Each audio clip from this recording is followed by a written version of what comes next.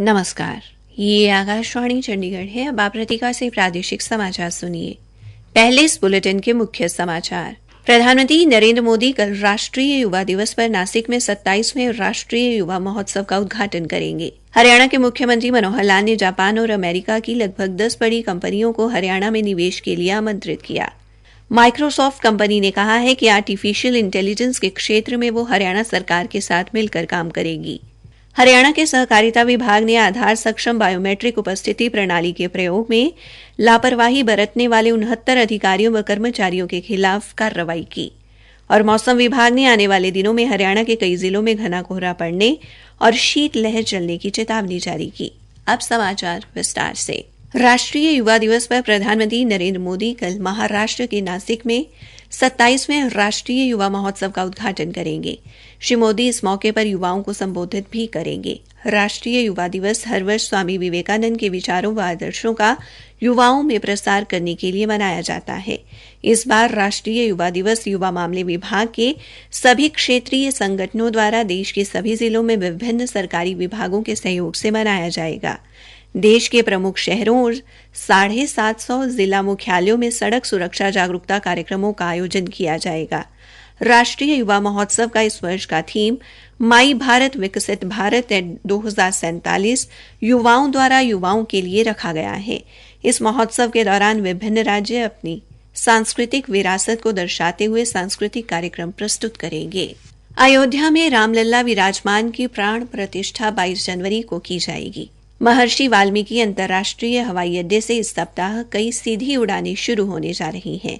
इस हवाई अड्डे का उद्घाटन हाल ही में किया गया है। राज्य सरकार तीर्थयात्रियों और आमंत्रित लोगों के लिए संपर्क में सुधार और अन्य सुविधाएं बढ़ाने के लिए सभी प्रयास कर रही है। हरियाणा में विदेशी निवेशकों को आकर्षित करने के लिए आज गांधीनगर में चल रहे 10वें वाइब्रेंट गुजरात वैश्विक शिखर सम्मेलन में भाग लेने गए मुख्यमंत्री मनोहर लाल ने जापान और अमेरिका की लगभग 10 बड़ी कंपनियों के प्रतिनिधियों से बातचीत की और उन्हें हरियाणा में निवेश के लिए आमंत्रित किया। सम्मेलन के दौरान मुख्यमंत्री ने माइक्रोसॉफ्ट इंडिया के अध्यक्ष पुनीत चंडोक व उनके प्रतिनिधि मंडल के साथ बैठक की। प्रतिनिधि मंडल ने कहा कि माइक्रोसॉफ्ट कंपनी आर्टिफिशियल इंटेलिजेंस के क्षेत्र में हरियाणा सरकार के साथ मिलकर काम करेगी। मुख्यमंत्री ने भी माइक्रोसॉफ्ट को हर प्रकार के सहयोग का आश्वासन दिया है। उन्होंने कहा कि चंडीगढ़ में भी प्रतिनिधियों के साथ एक बैठक की जाएगी जिसमें माइक्रोसॉफ्ट आगामी रूपरेखा की प्रस्तुति देगा।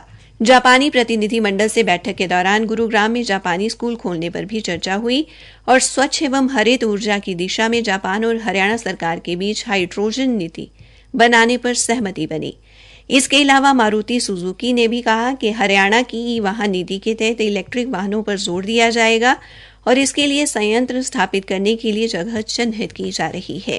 हरियाणा के राज्यपाल बंडारू दत्तात्रेय ने आज पलवल के डॉक्टर BR अम्बेडकर राजकीय महाविद्यालय में विकसित भारत संकल्प यात्रा कार्यक्रम में बतौर मुख्य अतिथि शिरकत की। इस दौरान उन्होंने प्रशासन द्वारा लगाए गए स्टॉल का अवलोकन किया तथा उज्ज्वला योजना की 6 लाभार्थियों को गैस सिलेंडर भेंट किए।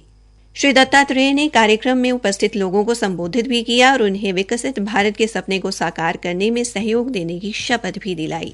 हरियाणा के उप मुख्यमंत्री दुष्यंत चौटाला ने आज हिसार जिले के गांव फरीदपुर व कन्नौह में जनसभाओं को संबोधित किया।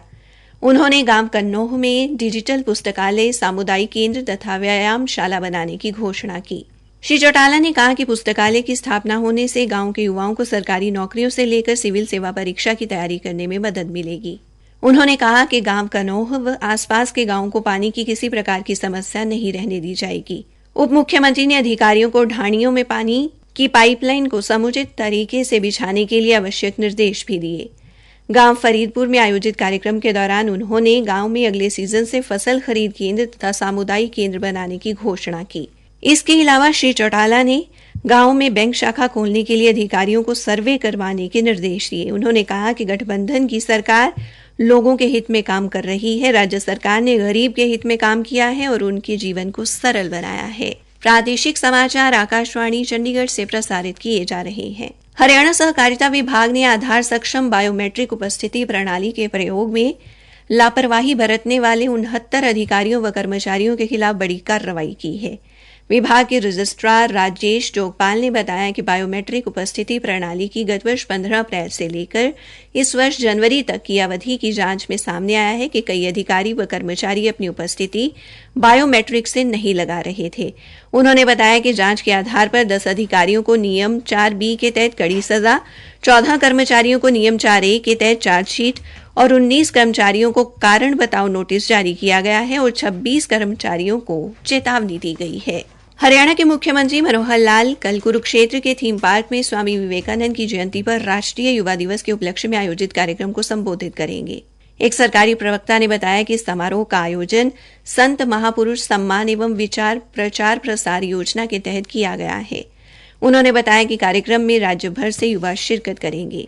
हरियाणा महिला आयोग की 25वीं वर्षगांठ के उपलक्ष्य में 2 दिवसीय अंतर्राष्ट्रीय महिला सम्मेलन सूरजकुंड में आज से शुरू हुआ, जिसका शुभारंभ राष्ट्रीय महिला आयोग की अध्यक्षा श्रीमती रेखा शर्मा द्वारा किया गया। इस अवसर पर श्रीमती शर्मा ने कहा कि इस कार्यक्रम का मुख्य उद्देश्य महिलाओं को सशक्त बनाना है और इसके लिए महिलाओं में जागरूकता लाना है।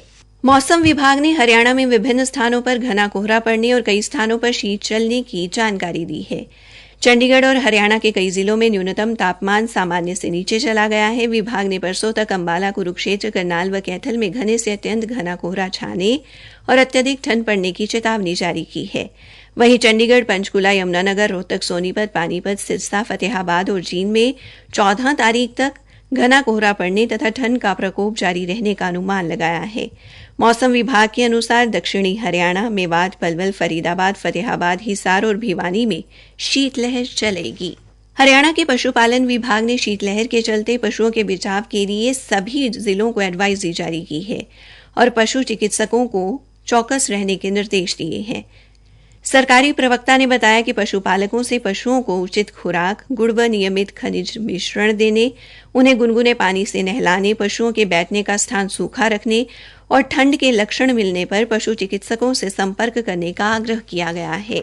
हरियाणा विद्यालय शिक्षा बोर्ड ने सभी विद्यालयों से फरवरी व मार्च में होने वाली 10वीं व 12वीं की परीक्षा के लिए आज से अपनी प्राथमिकता अनुसार परीक्षा केंद्रों के नाम भरने को कहा है। यह प्राथमिकता बोर्ड की वेबसाइट पर विद्यालय की लॉगिन आईडी के साथ 16 जनवरी तक ऑनलाइन भरी जाएगी। जींद में स्नातक स्तर के युवाओं के लिए कल सुबह 11 बजे स्थानीय रोजगार कार्यालय में रोजगार व जागृति शिविर का आयोजन किया जाएगा।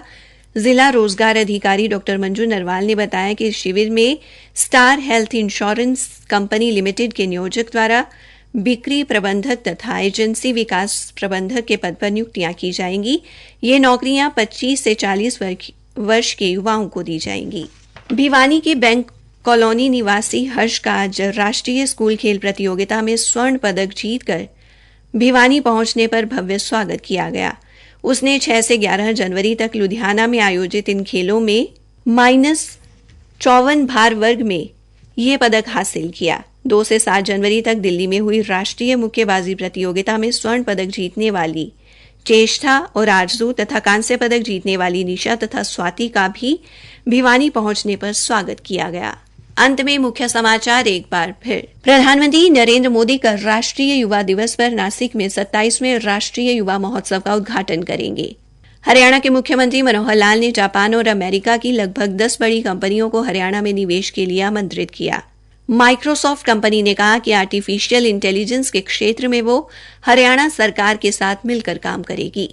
इसी के साथ ये समाचार बुलेटिन समाप्त हुआ।